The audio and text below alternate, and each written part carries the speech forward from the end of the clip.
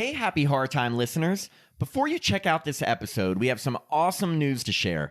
Tim, Jacob, and I will be hosting a movie screening plus Q&A at the Lumiere Cinema in Beverly Hills, California on Saturday, September 30th at 7:30 p.m. We're screening the original Hell House LLC, a really scary found footage horror film from 2015 that was only released on demand, so this is your chance to see it on the big screen. Not only that, but we'll be hosting a live Q&A directly following the film with producer Joe Bandelli and the star who played Sarah, Ryan Jennifer Jones. We'll also be giving away some Hell House LLC swag. So if you live in or around the Los Angeles area, please come down and support our first live event ever. You can grab tickets now for only $14 at www.lumierecinema.la.com. That's LUMIERE cinemala.com. Just scroll down and click on the Happy Horror Time Hell House LLC tab. And again, it's on Saturday, September 30th at 7:30 p.m. Hope to see you there.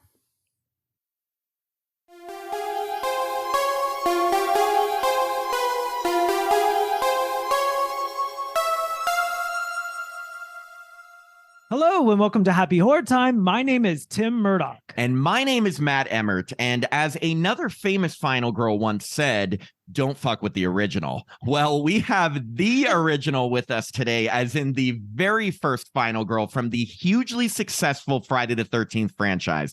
She so memorably portrayed Alice Hardy in the film that kicked off the series, surviving a brutal battle with Mrs. Voorhees that culminated in one of the best decapitation scenes in horror history. She then went on to reprise this role in Friday the 13th Part 2, but unfortunately didn't fare as well against Jason and a not-so-retractable ice pick. We are so honored and excited to welcome to the podcast today true Friday the 13th royalty, Adrienne King. Hi. Thank you.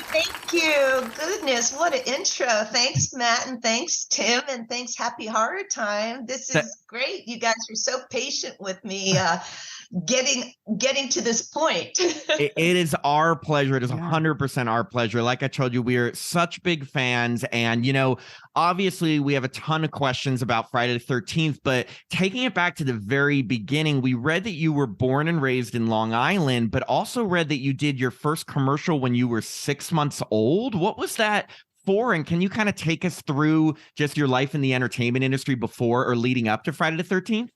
Sure. It's kind of funny when you think about it. I really had very little to say about it. 6 months old.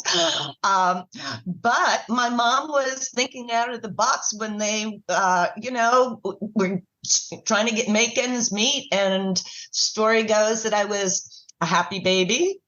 And I'd go to anyone and she said, here, make some money for us. And essentially she did the same thing to my younger brother and sister, but they didn't stick, as I like to say. I was smart enough to realize that the set was another family. And oh my God, I loved that family so much because it was always just the joy and happiness of any actor in front of the camera, as well as the producers and directors behind. If I did what they wanted, you know, I was the best in the world, and I fell for it all. Wow. And how did that, so you were doing commercials then, and then leading into before Friday the 13th, did you just realize growing up you wanted to get into acting and you continued? Yeah, that's really what happened. When we got to school age, my mom pulled each one of us out, but I went to Catholic school, so did my sister, and I missed the business so desperately that I begged after first grade with the nuns, please let me go back, please. I need that other family that loves me so much unconditionally, you know, well, conditionally, but I was good for it, you know. And she was great in the respect that she said, if you're going to do it, we're going to do it right. And I'm going to get you into the best teachers. And it was just one of those joyous times where I remember my mom would take me into the city, and my brother and sister were basically left with someone else to fend for themselves. And I was so fortunate because very soon, I was booking with A+ actors, and I studied with the best people in New York City at the time. So I literally grew up in New York City. I went to school on Long Island, but those were, if I kept my grades up, and my mother basically homeschooled me on the set is what happened, whatever I was missing. And I was really, she didn't mind because I was making matters. We moved on the North Shore as opposed to this South Shore. We had a bigger home, and quite honestly, I'm thrilled that she did that because our life as a family got better, and by the time I was in high school, we were on split sessions. I was able to go into the city from 9th grade to 12th grade by myself on the Long Island Railroad, if you can imagine that. Yeah. As long as I kept my grades up. No, I'm serious. I knew what a mace gun was back, and I was almost mugged on St. Patrick's Day when I was 16. And when I tell you, I already had street smarts. You talk about dancing. I pirouetted out of a tight hold into the middle of Madison Avenue with a bus oncoming, straight across there, man. I was like, and of course I didn't tell my father because I would come home with him on the Long Island Railroad and in the bar car. I mean, things were a lot different back then. So you were made for the Alice Hardy role already. I was a fine little girl. You picked up on that right away.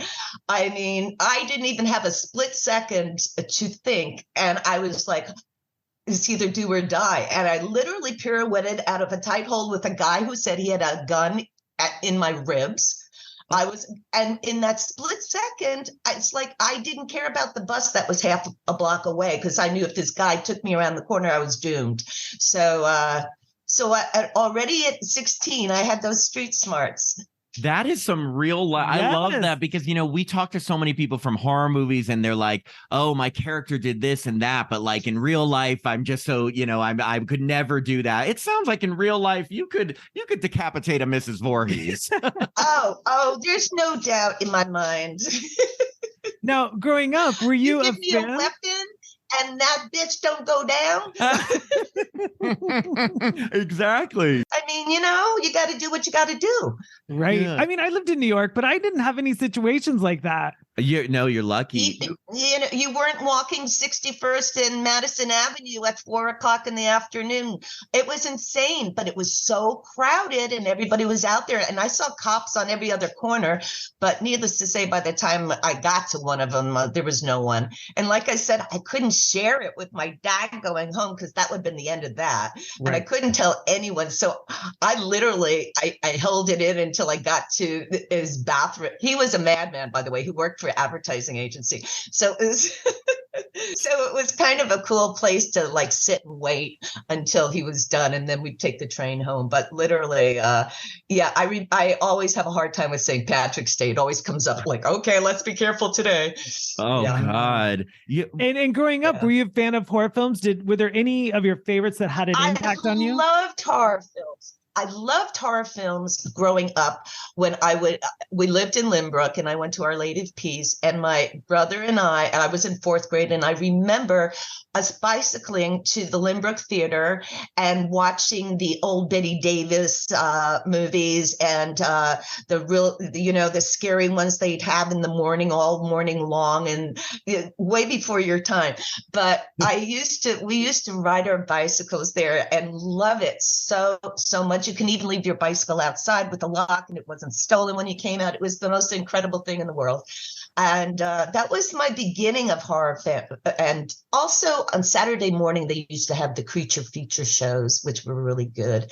And then in my first year of college, I waited online to see The Exorcist with a bunch of college friends in New York City. I've never waited online for a movie since. Wow. And when I tell you, oh my God, my boyfriend went to Georgetown, so I knew all those back alleys and streets.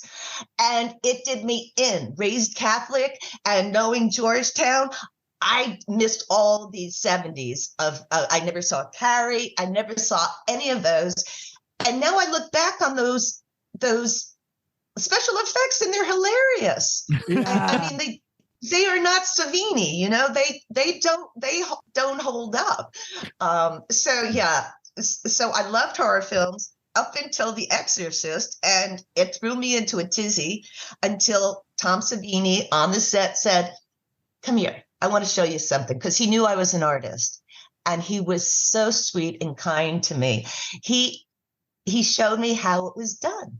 And after that moment, I begged, like during the Kevin Bacon scene with the arrow, I begged to watch how it was done. So I was one of the few allowed into the cabin in the corner on the floor, watching as Tom Savini was blowing it up through the, you know, the little pipe the little tube that went up through Kevin's neck.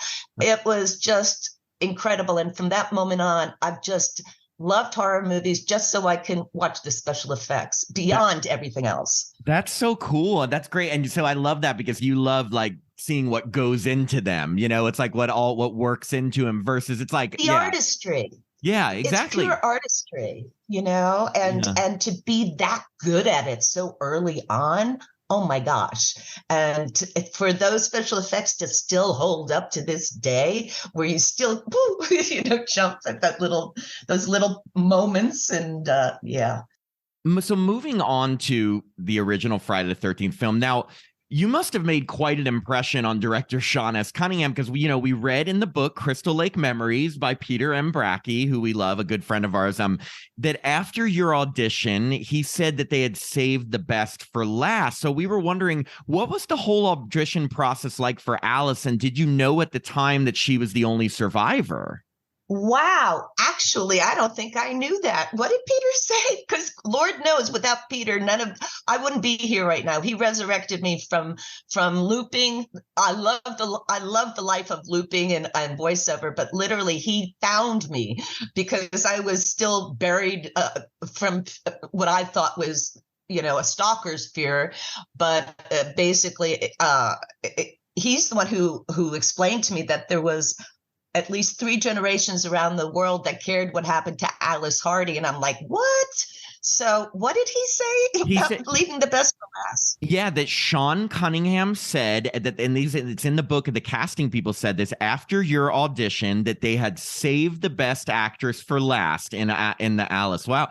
Yeah. And so can you tell us about that audition? Because again, you made quite an impression. I guess so. I'm hearing about it actually for the first time because it took an entire summer, that audition. It was callback after callback after callback, and then screen test. And my original was an open call because I did not have a legit agent. I had a commercial agent, but I didn't have a theatrical agent. And so I was reading backstage like every other actor did back in the day, and going up for things that I thought were right for me. A couple of times I ended up I did one of these quick turnarounds in a revolving door. I remember going into one where it said clothing optional, and I wow. So, I mean, you had to be really careful what you showed up for. Did you get to audition for multiple roles, or was it just Alice? Everything. Yes. That's why I'm saying I had no idea, because up until the screen test, I wasn't sure where we were going. We all auditioned with what we called the shower scene, where she's talking about, she dreams about the blood dripping down the shower, where she's talking to Kevin, to Jack and Marcy scene. That was everyone's audition scene, because Victor Miller really didn't have a whole lot of conversational speak.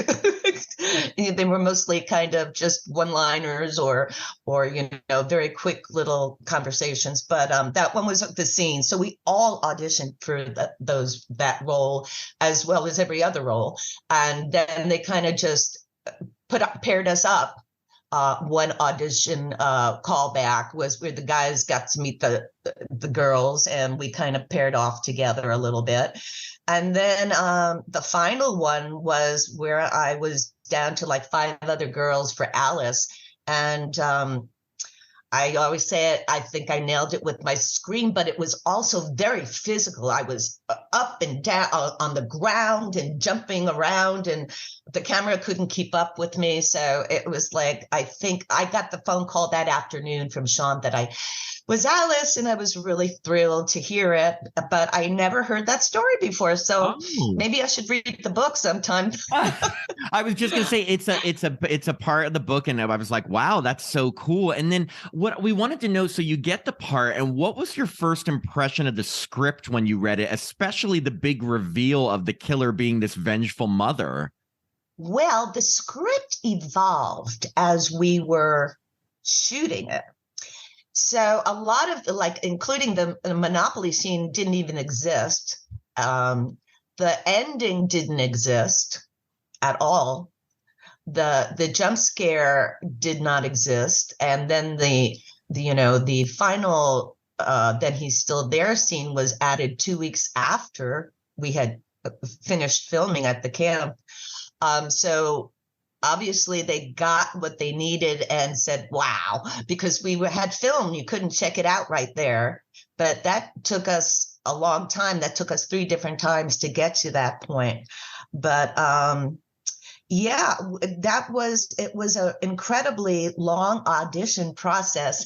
And I think part of the reason is that they were kind of feeling it out as well. It's kind of like he wanted a little bit of everyone showcased, as he said, but he did his best to do that so people could identify with at least one or more of the characters, which is pretty smart, because I always think if you don't, no one's invested in the movie. And he certainly knew how to get people cheering for Alice, the underdog, and so many people relate to her, and it's just pretty incredible. You had said in the Crystal Lake Memories documentary that you had given Alice a backstory yourself as an art student who got the job through like a friend of a friend, and you are an artist yourself. So I have to ask, in the scene at the beginning when you're introduced where Steve Christie is going through actual drawings, were those your drawings? No, something I found out later is that art directors like their own art in movies, which makes perfect sense. If I was an art director, I'd want my paintings in or my drawings in there. But interestingly enough, it was a female art director, and our styles were similar in some ways, our drawing styles. But no, that was hers, and she was lovely, as I recall. I think her name was Valerie, but I can't be specific. I can't be certain on that. And so that's funny, because I've noticed since then I've offered, and then I know art directors, oh, thank you, we have that covered. Okay, I get it. No, and since you had given Alice a backstory, we got to know, in your opinion, did you think Alice was romantically involved with Steve Christie, or was she interested in Bill? Oh, or was she interested in Bill? It was all about Bill. No. Steve Christie was a friend of the family's who had gotten sloshed the night before while I had one beer too many and started making on the moves on someone he was supposed to be protecting. Okay, that makes sense. I liked you with Bill better, didn't you? Yeah, I love Bill. I think Bill's so cute. Bill? Oh my God. Bill was my hero. Yeah, no, I had a future planned with Bill. Yeah, we had 2 kids, he's a financial wizard. Yes, exactly right. So the film began production in fall of 1979 at Camp Nobi Bosco in Hardwick, New Jersey, which I know was a Boy Scout camp at the time. Can you tell us a little bit about the location back then and just what it was like filming there? I sure can, because it's still there and it still looks the same. We drove up there the day after Labor Day, the Tuesday after Labor Day, and it was a bunch of the kids. Kevin was there, Janine was there.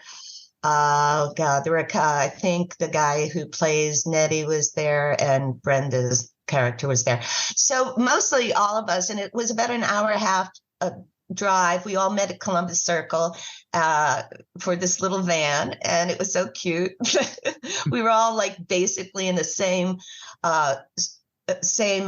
place with our careers. Except Kevin already had Animal House under his belt, but most of us were all very seriously trained actors who'd done a lot of off Broadway, who were like coming into their own and had other. I had to actually turn down other little gigs to do the movie, and we were all discussing. We hope we made the right decision. Me, I think I did. It was a bus and truck tour for Greece, so I think I made the right decision. But yeah.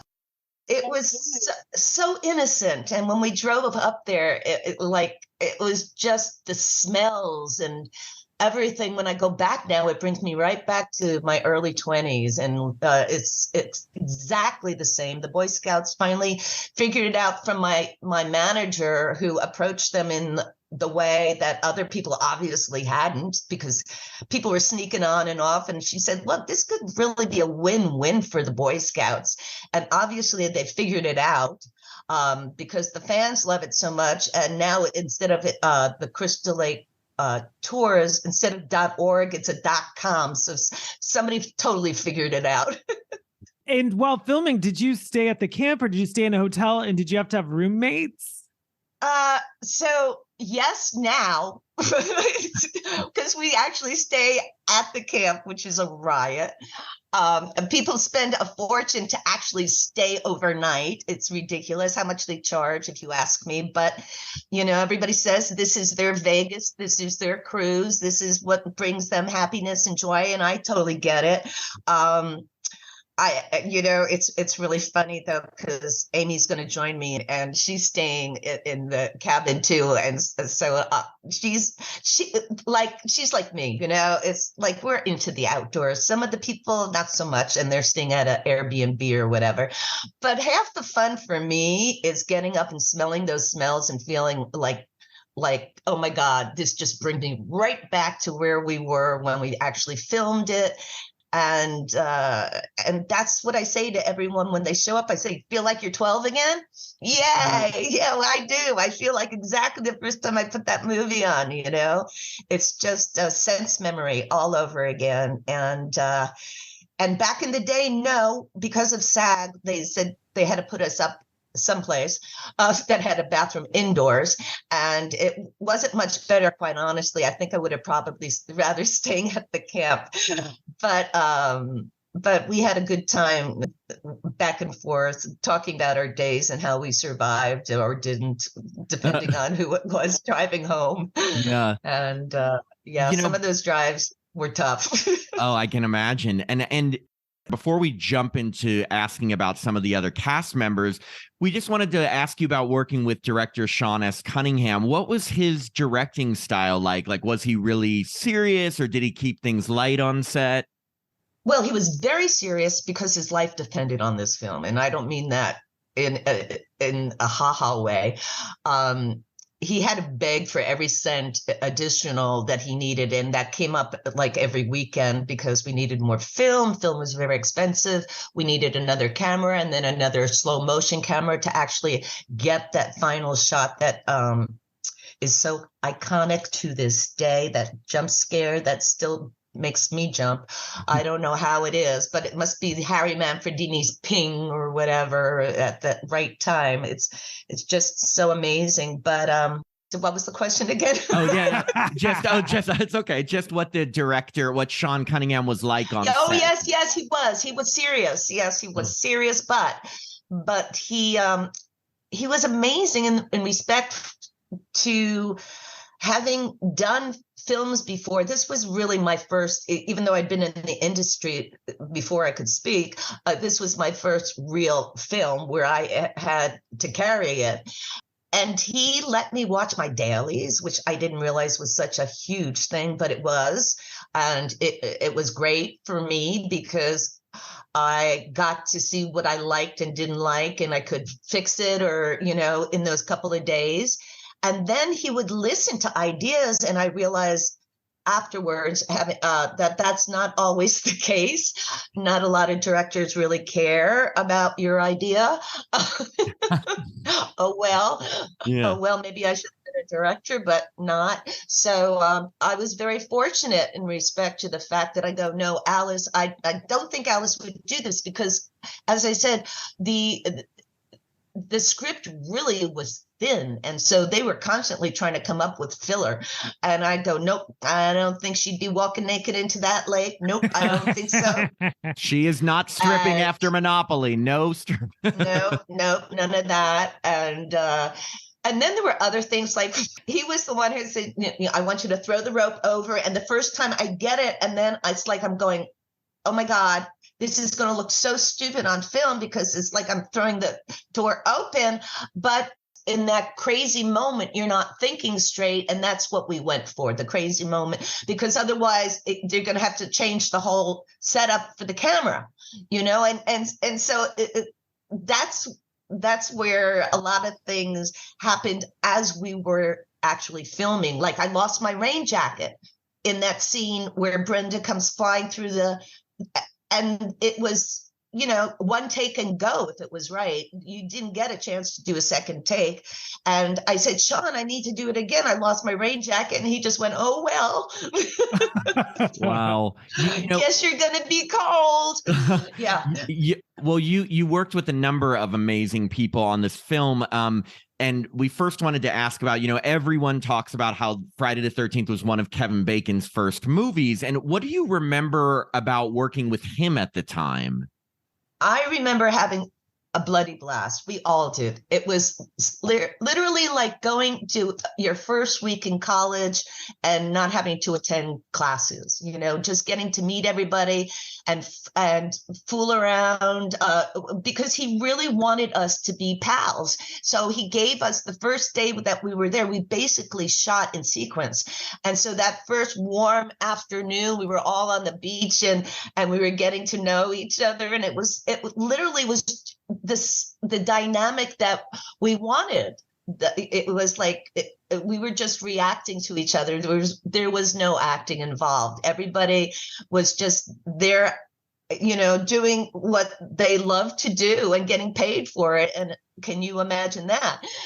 So, did you have a feeling Kevin Bacon was going to be a big Footloose star? I didn't spend that much time with him, and he had a girlfriend and I had a boyfriend at the time, which kind of kept things from going any further. But oh my God, he was a sweetheart and he definitely had sex appeal to all around. He definitely had the energy. But I honestly think most of the people, maybe not Crazy Ralph, but most of the people had sex appeal in that movie. I thought. Oh, yes, definitely. I mean, speaking of one, obviously you had a ton of scenes with Bill, Harry Crosby, who's the son of, famous musician Bing Crosby. And we were wondering back then, did Harry talk at all about his father, or was he not really wanting to be just known for that? Or very much so. He did not like to talk about his dad very much. They didn't have a great relationship. But interestingly enough, his sister, Mary Crosby, was starring in Dallas at that time. And she was the huge name right then and there because someone shot JR. That was the summer of who shot JR. She was the one? Yeah. Mary Crosby shot JR? Yeah. That's huge. And so I think it was before that was let out of the bag. So when we were like grilling him, I think, and he's like, I don't know. But I think that was what, and we talked about his music because he would always play guitar for us, which is, again, a few 30 seconds of that was his own little piece that he played for us. And he was just so sweet and so loving and kind. And, he had the roughest time with his scene, more so than anyone, in terms of getting the photo flow into his eyes. He really had a horrible time with that. And I was going to ask you, like, when you saw him, were you genuinely scared? I mean, like when you saw him impaled with arrows? Well, let's just put it this way. The story is, it was the first time I had seen him, but it's the first time I saw him actually hung up on the door, I kind of knew what he was going to look like. But, you know, as an actress, it's like you just forget and you are fresh in the moment. And so in my mind, it was the first time I saw him, and it was the most gruesome thing I'd ever seen in my life. And that was the man I was going to marry. How is that going to work out? So was he actually in pain during that scene because of the chemical? Like, do you remember him being in pain? I think it was after it was being taken off, it ran into his eye, is I think what happened. Oh God, I can't imagine, because I know we read, at least he said that he wasn't able to like see out of that eye for 6 months or something. I know that he was wearing a patch for a while. Oh my God. That is rough. I can only imagine, I'm sorry, but I can only imagine that kind of tainted his future as an actor, or at least in horror films, you know? Or did it help? Because an eye patch could be really scary. Well, I don't know. It was kind of sexy on him. Oh, yeah, exactly. You know, of course, then we have to ask about the late, great Betsy Palmer, who became such a horror icon for her portrayal of the murderous Mrs. Voorhees. What was Betsy like to work with? And when you first met her, were you intimidated just because she had such a long-running career? Yes and yes. She was larger than life. And I did know her career. I was aware of her. Interestingly enough, they had to get someone larger than me, so it made sense, which I'm 5'6". And so once they had cast me, they went through a couple of actresses, and they obviously only had 10 grand, as we all know, to offer this actress.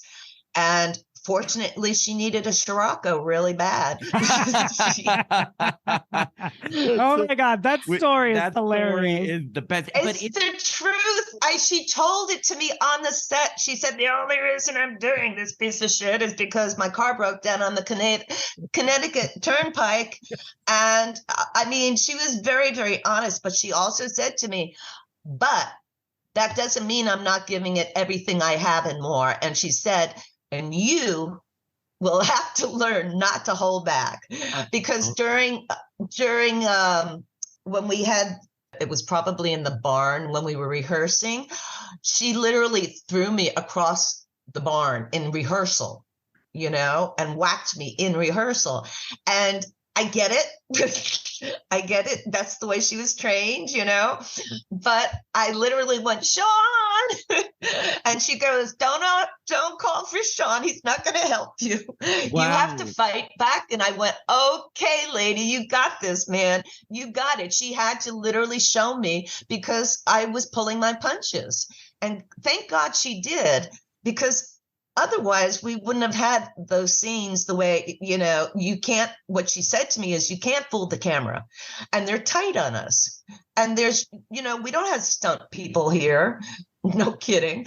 And, you know, we're basically, it's you and me. And if we don't want people to laugh at your performance or my performance, she was so very forthright and made sure I understand that this performance was going to be on film, and that means it's there for eternity. So she wasn't expecting much from it, but, you know, she just wanted to make sure that we weren't pulling punches. And she gave me so much as an actor. I totally give her credit for everything. She brought my game so far up, because you don't realize what you don't know until you're there, and all of a sudden you feel the hairs on the back of your neck go up in the middle of a scene, and you go, holy shit, this is really a crazy woman about to kill me. You know, that actually happens in the moment. And I've been in the moment before, but oh my God, I was in the moment for this entire friggin' scene with her, which doesn't happen every time you're in front of the camera. And so when it does, it is such a friggin' blessing. And she just brought me to my peak, you know, and I give her kudos, because I just can still remember it and actually feel the same feeling. That's how real it was. And as someone who's watched this movie, this Friday 13th is my favorite, hands down. Mhm. When she put your head in the sand, was there like a pillow or a cushion, or was it just sand and were you like getting face planted in the sand? It was the real deal.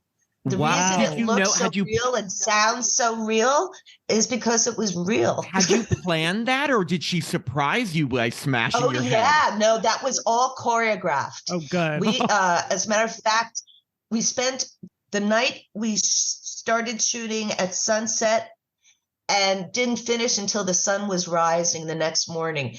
And Sean had the choreography notes. I called them the what did I call that? The ballet of the machete. I called it the ballet of the machete.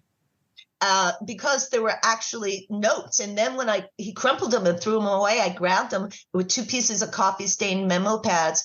And I just threw them into like my pocket or whatever and found them in my jeans pocket 25 years later when I moved to Oregon 17 years ago. There were 13 notes, not 12, not 14, 13. I still have them. That's amazing. I'm going to do something with them. Please, we would love to see like a picture or something. I mean, and when we get to, of course, the very memorable decapitation scene, tell me if this is how it worked, because I think in enough interviews I've seen. So you were swinging the machete at, I guess it was a head cast of Betsy Palmer that was on Tom Savini's body. Was it Tom or Tasso? Tasso? I know Tasso has the hands. I'm not sure, but he had the hands. So you swung the machete at the head cast and chopped it off. Right. Wow. I did. And it was a real machete too. So if I didn't get that right, somebody would have lost their shoulders. Poor Betsy. Who has Betsy's head cast? It wasn't Betsy. Betsy wasn't. It wasn't on her. It was on Tasso or Tom. I can't remember. Who has her head cast? Yeah, like is it the same one they used in part 2? Someone in Seattle. Someone in Seattle actually has it at a museum, but they let. When I did Jason Rising, the fan film on YouTube, they let us borrow it. Is it the same one in the fridge? As part 2? Or no? Just Jason Rising? So. I mean, that's the thing. Wow, it's in a museum. I think so. Wow. I think it's all the same book. Yeah. So, the big, as we call it, chair jumper comes at the end of the film after you've already decapitated Mrs. Voorhees. You're relaxing in a canoe in the lake, only to be pulled into the water by the mangled body of little Jason. Well, I wanted to ask, because was that scene incredibly nerve-wracking to film? Because you're literally getting pulled from behind into the water. Was that really scary? That was not the scary part. The scary part was knowing that I only had one other set of dry clothing to change into, because we're so low budget, honest to God, I had one extra blouse and one extra pair of jeans. The scare was losing the light. The scare was this was the last day of shooting. We'd already tried it on 2 other times and realized the second time we needed a second camera. And then by the time we realized on that second time we needed the slow motion camera, in addition to the 2 cameras and lots more film, it was a Friday and it was like October 15th or something. Cold. And it was cold. It was really cold. So the first time I jumped out of camera frame. So I knew how cold it was because I was literally sitting on a bun warmer in the kitchen at the Boy Scout camp, and my buns were warm. And I knew because the radio was on, and it's like Good Morning Blairstown, like it's 37 degrees outside or something. It was cold. It was cold, and we could see the smoke coming out of our mouths. So the first time I jumped out of camera. So to me, the scariest thing was not anticipating that and giving it away to the camera, that I knew he was coming up and that I knew how cold it was. So to me, I was like, everything I trained for came down to this one moment in time. And if I didn't get it, if I didn't nail it, that was it. You know, the weight of this entire movie was on my shoulders at that moment. So obviously everything kicked in and we got it. But of course, I didn't know when we left, but Sean reassured me that he thought we got it. And hallelujah, we're still talking about it. How many years later? How many times would you say you had to do it total, that scene? Twice that last time. And I would say once, twice before that. Wow. I don't know what it is, Adrienne. Like I have this fear, like someone pulling you from behind into water, like that terrifies me. So that's why. I mean, that wasn't the most pleasant thing in the world, but I knew how to swim upside down. Okay, good. Yeah. And so this film, when this scene's wrapped, and was there a cast and crew screening, and what was your thought the first time you got to see it on a big screen? And where was it? Okay, so this is pretty funny. This is what I remember. There was a cast and crew screening, but it was after it had been sold to the distributors. I got to go to see the actual screening, where the first screening when they were trying to first sell it to the distributors in a little Magno studio with 10 seats, and the director sitting at the top with one guy on this side and one guy on that side. And then my mom was coming into the city to see a matinee, so it must have been a Wednesday, I'm guessing. And I said, wait a second, you want to see this movie? And of course she was like, oh my God, I raised this actress and she's supposed to be at the Royal Academy in London. And instead, that was my other option, the bus and truck tour of Greece or RADA in London. I figured RADA would still be there, you know, right?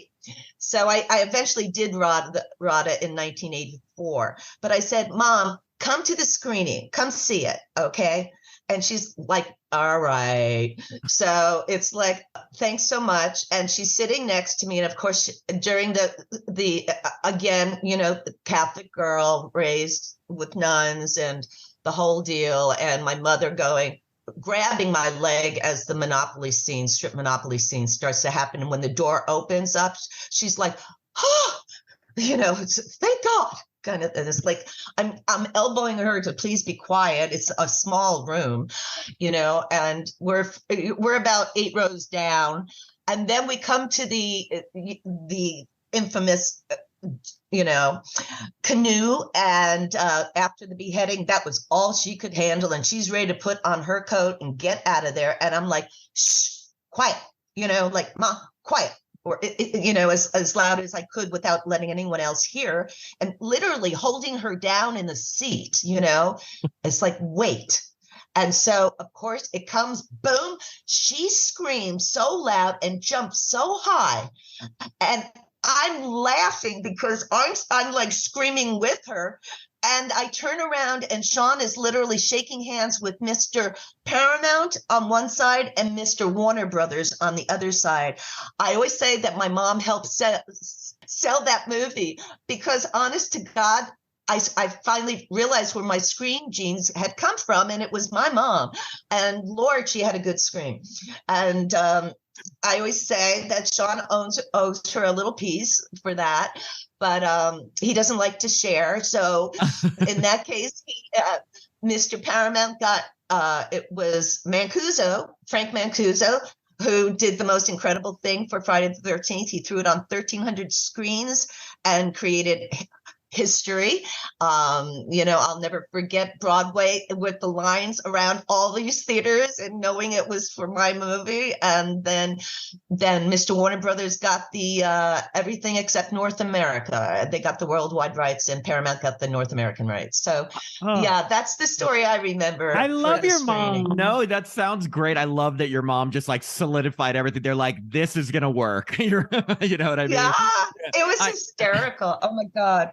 it was just one of the best moments, and it's so ingrained because it was so fluid. From her scream, I literally turned, 180, and there he is shaking hands, and I'm going, yep. That's such a great story. I mean, it was obviously this, but a huge hit that year. I mean, it became the second highest grossing film of the summer of 1980, only behind The Empire Strikes Back.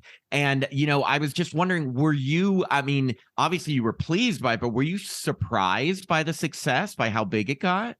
Shocked. Who wouldn't be shocked? Like I said, the 1,300 screens didn't hurt, right? And then everybody wanting to bring their friend back to see it again.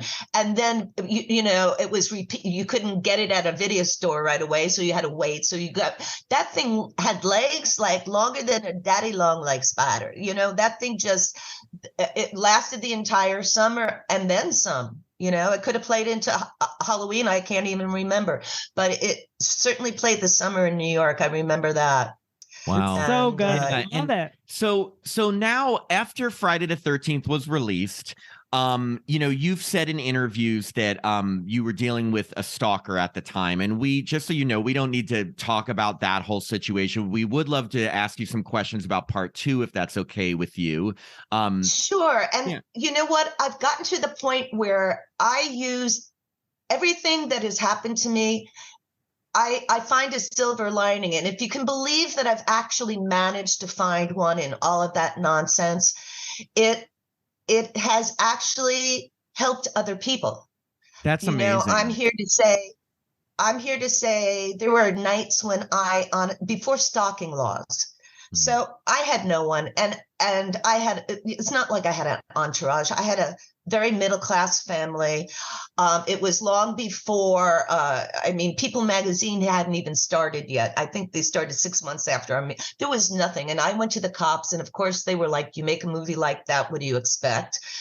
It's like, really? I didn't take off my clothes, I swear. And you're like, are the people who made The Exorcist supposed to expect that they're going to get possessed? Like, right. No, seriously. And it was a cat and mouse for a long time. But I've since found that so many people go through so much trauma in this world. And up to that point, except for my little dalliance on Madison Avenue with, twirling out of that, I'd really led quite a charmed life. And this kind of threw me into such a tailspin because it literally was nowhere to go. I had 2 friends of mine who were stalked, and actually Teresa Saldana actually got hurt by her stalker. And it wasn't until 87 or 86 that we actually got a stalking law, when Rebecca Schaefer was killed by her stalker. So there is a lot out there that needs to, and thank God there is a stalking law, but there's so much trauma out there, and there's so many people who don't like to talk about it, and I get it, but it happened to me and so long ago, and I've been blessed to have incredible therapy in my life and I suggest it highly if you can find someone who's good, if you need it. It is not a bad thing to seek out help if it's a good doctor and you've checked and done your due diligence, which is very important. Therapy is very helpful, and I suggest it, but I also know some people don't go that route. And I always like to say everyone I speak to is a survivor in some way. And the key is just hanging in there and knowing that eventually it will get better. And there were some dark nights that I didn't even want to continue because I just was so the feeling of being betrayed and the feeling of having worked so hard and then having it all taken away by some stranger just made no sense to me. And now the sense I've made of it is Alice and I both are touchstones for the underdog, or the people who sometimes feel like they can't make it. And I try to turn that into something that is not necessarily positive, but just something you can tippy toe into better places, and you can take your time and with the right people around you know it's going to get better. And that's what I try to share. Well, I think number one, that's incredibly admirable. Thank you for sharing that with us. I think that's great advice. I think that you as a person and the character of Alice are like, they've inspired so many people to, you know, deal with things, to fight back, to be strong. And I think that just, you know, I mean, you created the character of Alice, and it's just such a testament to your performance about why people have fallen in love with this character, because people, us included, truly love this character and this series. And like, you've inspired so many people. So I think it's really brave, everything that you've been through. I appreciate that. But, you know, it just makes me feel like all of it was for a purpose. Mm-hmm. You know, nothing you do in life should be something that you're not proud of. And going through that dark time, I could never quite figure it out. And if you can spin something into a positive some way, and I have heard stories that have left me sobbing. I've heard strength stories that they have shared with me, my campers. I call them my campers, my people, because we're all in this canoe together. I say, you know, it's like it's the world out there is so crazy right now. The horror family is what we have, and we're a good family. We support each other, you know, and we try. I don't believe most of us, I think, are there for each other. And so that's something I'm proud of. I'm really very proud to be part of this family that nurtures, and no one gets it who's outside of it. You know, no one can possibly imagine that horror is a healing or a close family or something that does good, but we know the truth, you know. Yeah. You know, so when you, after Friday the 13th part 1, when did you first hear that they wanted to bring you back for the sequel? And was the original plan to make you the lead again? I have no idea, because I was going through my own incredible craziness.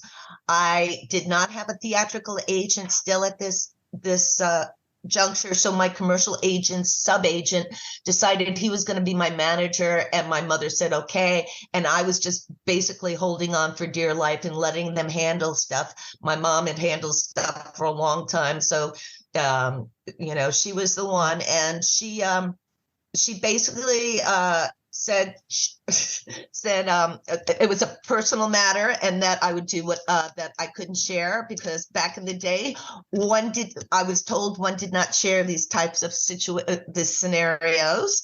They would make it look like you were, you know, it was your fault, first of all, that you brought this on to yourself. This was what I was being told. And so I was going a little nuts and trying just to keep my act together. And I just said to Sean, whatever you need me to do to get to the next juncture, I'm there for you. But beyond that, was my mom took care of everything. Mm. And I showed up to the set without a script, trusting. And it was the last day of shooting on part 2. And I had no script. And I was put in a situation that was, I truly think, was the nastiest kind of situation one can be put into. I think they thought, when I look back on it now, something very funny. I think they thought I was pregnant. Hence that huge green outfit. It's you know, cute. That thing that I could have stuffed 2 of me in. Yes, we remember. Right? And Alice was always a fashionista, having gone to FIT. And it's like, I'm not wearing those. And so he was like, okay, well, you can just lay there naked now. That's not going to happen. All right. So I'm wearing that. All right. It's like they always want to get me naked. But, you know, what do boys do? What little boys do, you know? When you showed up and I should have gotten writer's credit. That first scene was all improv. Yeah, I remember you saying that. Total improv. Okay, you're on your phone with your mother. Now go. Wow. What I want to know, Adrienne, is when you first found out, you get there, they give you the script that they're killing off your character. They didn't give me a script. No script, because I would have probably turned around and left. That's what I was. I was too much of a professional. Still to this day, you know, it's like you do what you got to do. I was trained to be a professional instead of walking off the set like I probably should have done. So you didn't know anything about the ice pick, or you didn't know they were killing you off. No. Oh, wow. I didn't know it was the last day of shooting. There was literally a skeleton crew. Wow. Can I just tell you? Which explains the ice pick not being checked. Yeah, we were gonna ask you about that, like the mishap. Like what, like did it hurt? Like did you have as much pain Yes. as Crosby? It was just Yes, it hurt. it didn't retract. The ice pick didn't retract. Right. It didn't, because it probably had never been used or hadn't been tested. And people say, well, which Jason did it? There was no Jason there. This was the last day of the shoot. The props master wasn't even there. I'm guessing whoever delivered coffee, they said, here, would you mind doing this? I'm not kidding. I don't know who it was. But the first time they aimed for my cheek and it didn't retract. So the second time they had to aim at the hole in my cheek. Oh my! And that's not. I'm not kidding. Oh, I believe. Yeah. So you didn't get a chance to say like, or the "Hey," dent. oh, The dent. you didn't get you didn't get a chance to say like, "Hey, I don't want you to kill off my character." Nothing like that. No, they were smarter than the average bear. They figured they had me up there. What am I going to do? I'm in somewhere in Connecticut. I have no clue. They sent a car for me. I'm somewhere all by myself. No cell phones. Think about it. Yeah. Ooh, that's very scary. And someone is directing that. Last year was just like the assistant producer on this. And all of a sudden he's telling me, okay, go, you're on your phone with your mother, go. Okay, now you're in the shower. Okay, you heard a phone. I mean, literally there was, I didn't get to read anything. Okay, now you're going to feed your cat. You know, it's unfortunate because I remember the first time I saw part 2 being really devastated that they killed off Alice because, as you said, everybody who loves the first movie, you fell in love with this character and were so invested. And it just seems like I just wish they could have left things ambiguous, or maybe you moved away, or just something that wasn't what we got. I think it really worked for them because knowing that they also somehow got a writer from SAG not to pay the actors the new agreement where there was actors' participation in the profits. Don't ask me how, but Paramount got a writer not to include the actors. So I figure if they can get away with that, they could get away with anything, you Absolutely. know? The bottom line was money to these people. So they didn't care about a final girl. They cared about the monster that you didn't have to pay, who had a sack on his head. Think about it. Yeah. You know? Looking back. Otherwise, they'd have to pay Jason, and they're already thinking Jason 1, 2, 3, 4, whatever. So they're in their mind, sequel. They don't want to pay anybody. Yeah. So that's why we have masks. Yeah. So I'm wondering, when you looking back, do you ever wish you just hadn't done the film at all, or are you kind of okay with now how that story ended? I've embraced it. You know what? It was either embracing it or running away from it my whole life. Now, how horrible would that be? Yeah. You know? That's a good way to look at it. So much good has come out of it that, like I said, if I had to suffer a little bit, it probably strengthened me as a human being. Yeah. You know, a great attitude. I found my backbone. I always knew it was there. Then I got to make it bigger because the business is a tough business if you're not toughened up. And I thought I was pretty tough, but it can still knock you down if you don't have a support group. And actors especially, you know, we're so vulnerable. We care. We want everybody to be happy, you know. Yeah. You can reduce an actor down to tears so quickly. It's just, you know, we're just here. We're just basic flesh for pounding. That's what all the studying is done. It just takes all your exterior away. So all you do is react. Until this day, I still have my family going, oh my God, Adrienne, everything is so important. Well, yes, it is. You know? And so, like, obviously at conventions, you've met the ladies from part 3, 4, 5, 6. So when these films were coming out, did you go see them?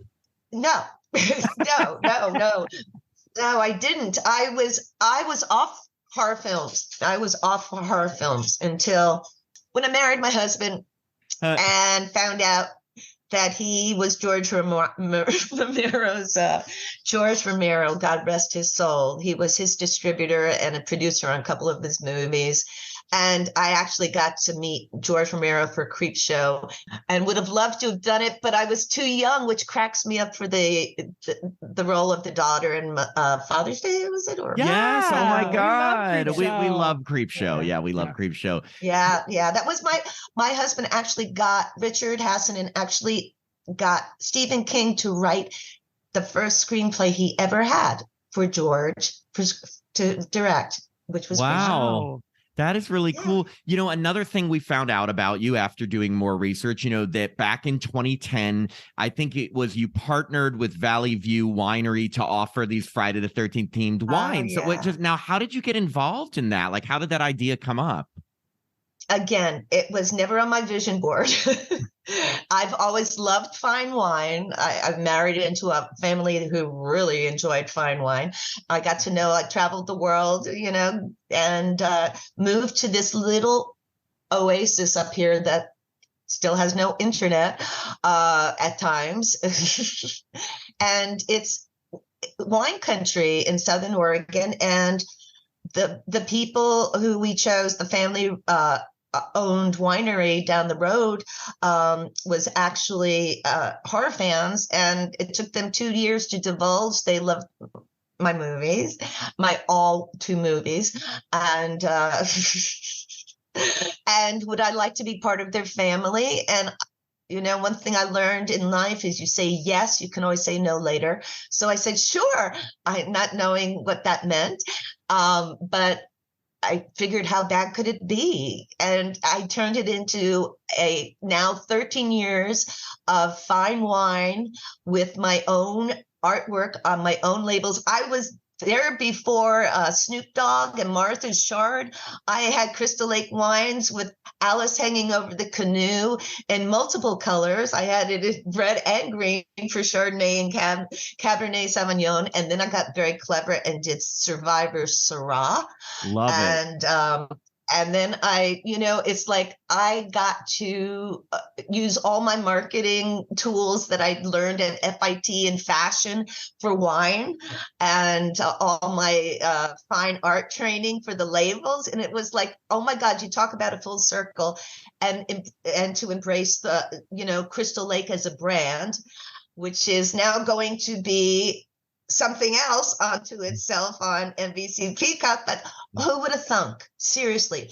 So it's doing fabulously fine, and I get to go paint a new label soon.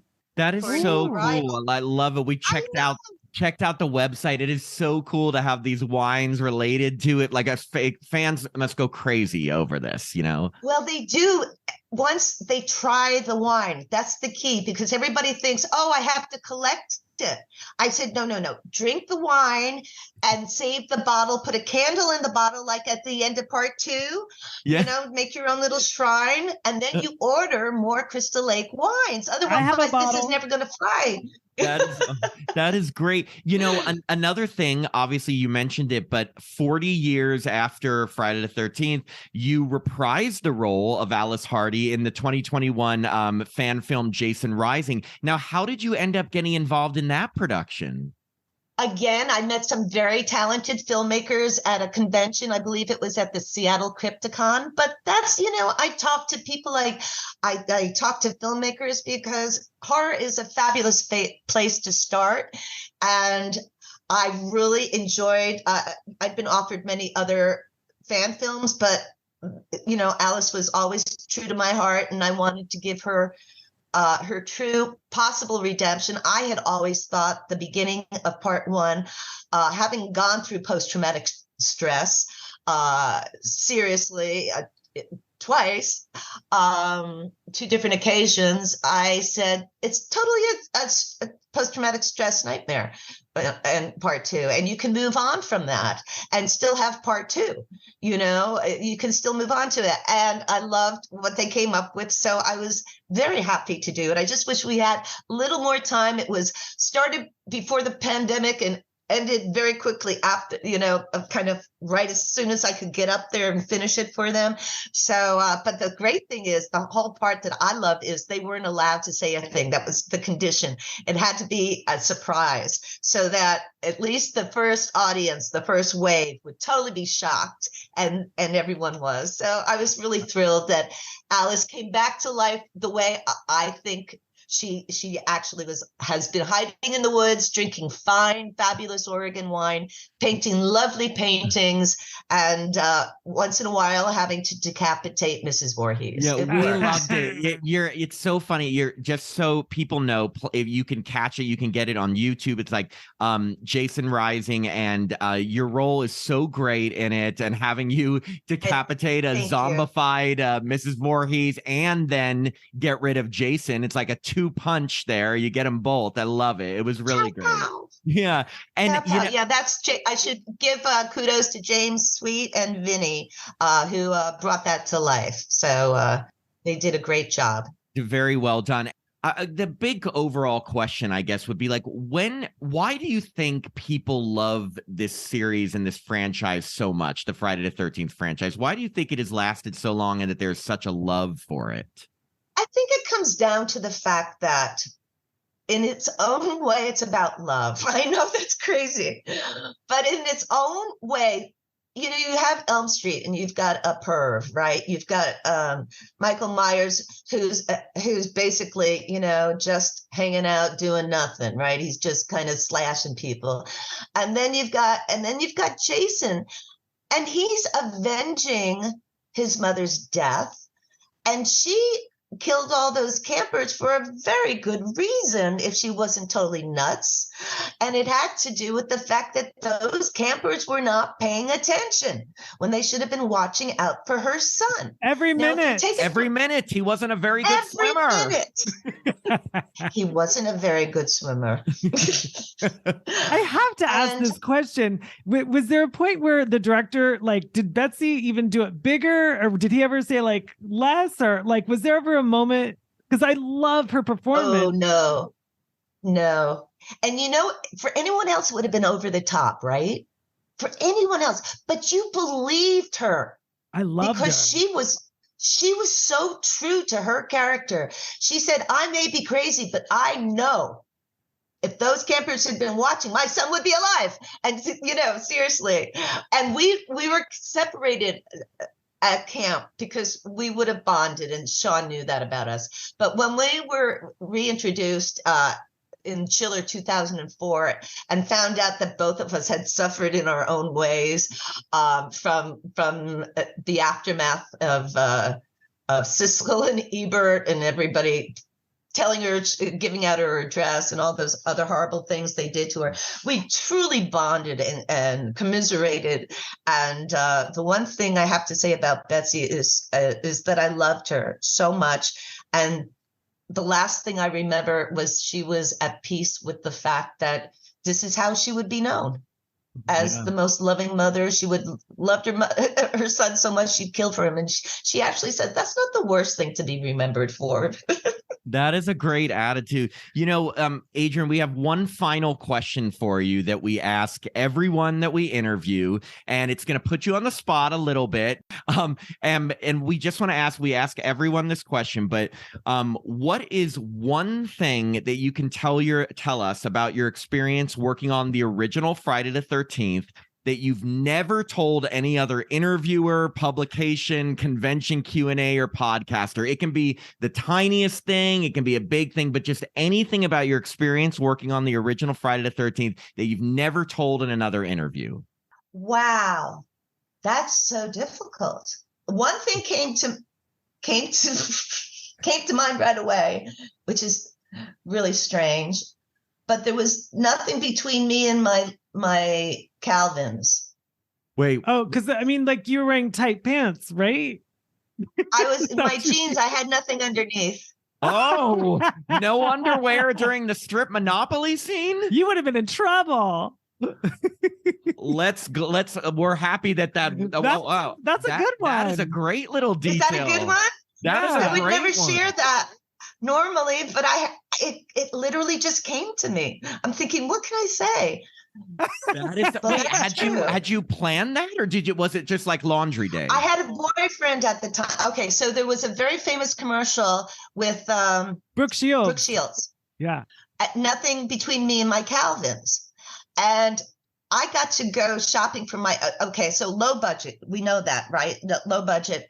And the clothes that they had for me were too big for me, and the boots they had were too small for me.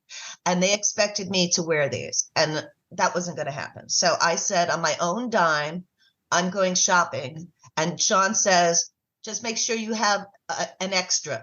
Now, if I had known about the actual pulling in the pond or the lake, I probably would have gotten another extra. But so I bought the jeans and the shirt and my own pair of boots. And my boyfriend at the time, who helped me, he said, you have to go. You're just going to have to go.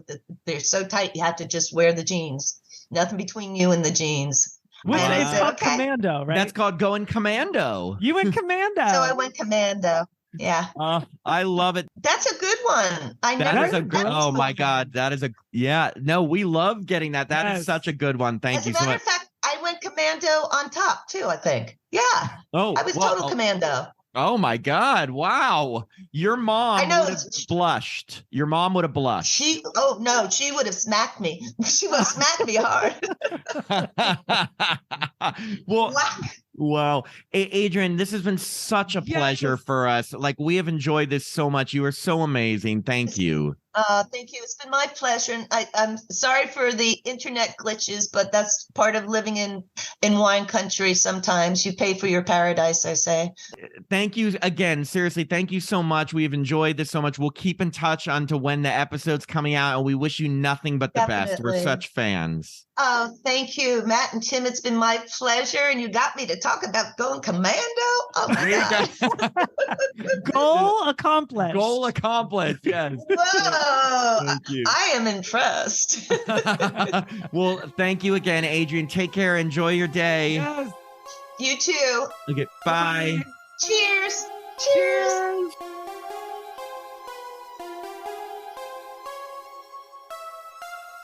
We hope you enjoyed this episode of Happy Horror Time. This podcast is hosted by Tim Murdoch and myself, Matt Emmert. It's co-produced by Jacob Randall.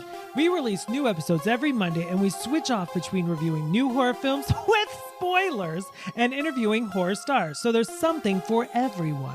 You can listen to the podcast directly from our website. That's www.happyhorrortime.com, or from Apple Podcasts, Spotify, Pandora, or wherever you stream podcasts. And if you'd like to support us, please sign up to be a patron at www.patreon.com/happyhorrortime. Patrons get access to our monthly bonus episodes where we discuss past horror films according to a theme. They get to vote on those themes. They get our monthly newsletter, The Happy Horror Times, and autographed Happy Horror Time stickers. If you haven't already, make sure to follow us on Facebook, Instagram, or Twitter at Happy Horror Time. And since our movie reviews do contain spoilers, we always post the films we're going to review a few days in advance on our social pages, just in case you want to watch them beforehand and be in the know with us. And finally, if you'd like to contact us directly, send an email to happyhorrortime@gmail.com. We especially love it when you tell us how sexy we are. I'm Matt Emmert. And I'm Tim Murdoch. And we hope you have a happy horror time.